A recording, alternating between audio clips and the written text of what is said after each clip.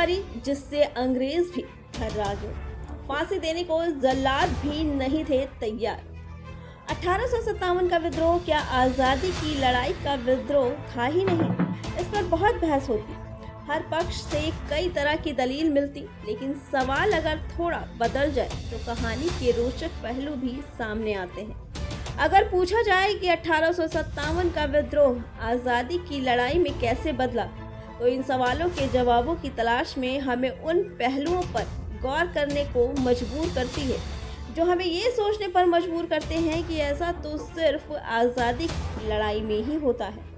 मंगल पांडे, जिन्हें देश का पहला क्रांतिकारी भी कहा जाता है, उनकी भी कहानी कुछ ऐसी ही है। धर्म भ्रष्ट से शुरू हुई उनकी कहानी पहले आत्मसम्मान की ठेस पर और फिर आज़ादी की लड़ाई की एक चिंगारी में कैसे बदल गई, ये पूरी कहानी एक बड़े परिवर्तन की ही वानगी है।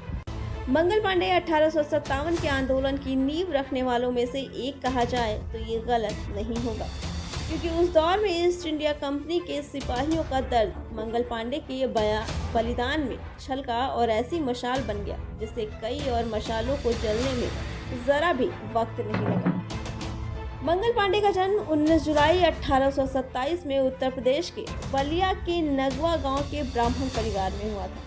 उनके पिता का नाम दिवाकर पांडे था। उस दौर में देश में हिंदुओं में अपनी जाति में, खासतौर पर ब्राह्मणों में अपने रीति रिवाजों और परंपराओं में गहरा लगाव हुआ करता था, जिसकी वजह से ब्राह्मणों का सेना में जाना पसंद नहीं किया जाता था।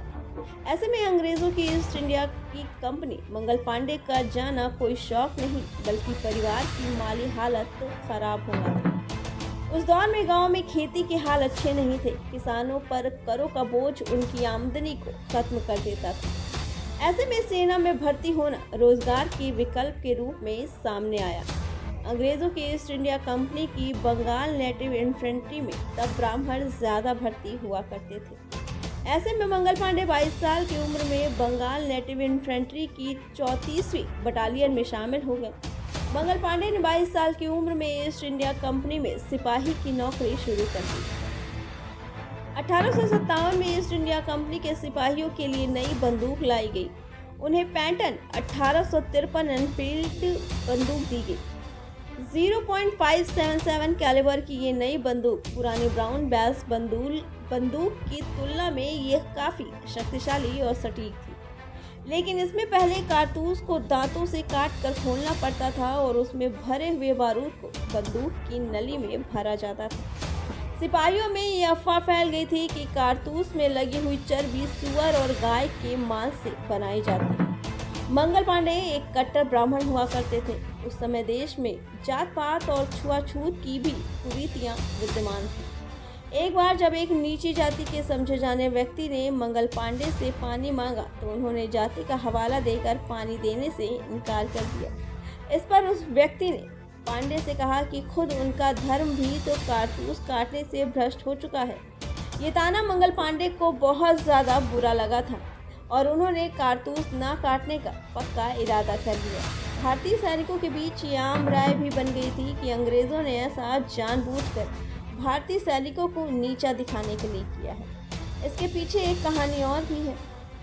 लेफ्टिनेंट जे राइट ने मंगल पांडे के मुकदमे में गवाही देते इसका जिक्र किया था। एक बार एक निम्न जाति के खलासी ने एक ब्राह्मण सिपाही के लोटे से पानी पीने की इच्छा प्रकट की। उस सिपाही ने ये कहते हुए उसे पानी पिलाने से इनकार कर दिया कि उससे उसका लोटा दूषित हो जाएगा। इस पर उस निम्न जाति के व्यक्ति ने जवाब दिया कि जल्द ही तुम्हारी जाति का अस्तित्व ही नहीं रहेगा, क्योंकि तुम्हें सुअर और गाय की चर्बी से बने कारतूसों को काटना पड़ेगा।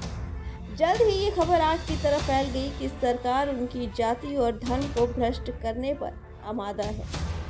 इस बंदूक के उपयोग ने 29 मार्च 1857 को कलकत्ता के बैरकपुर परेड मैदान जब कारतूस के इस्तेमाल का प्रदर्शन हो रहा था, तब मंगल पांडे ने उसका कारतूस काटने से मना कर दिया और उन्होंने अपने साथियों से भी इसका विरोध करने के लिए कहा, लेकिन साथ न मिलने पर उन्होंने खुद को ही गोली मारने का प्रयास किया और घायल हो गए।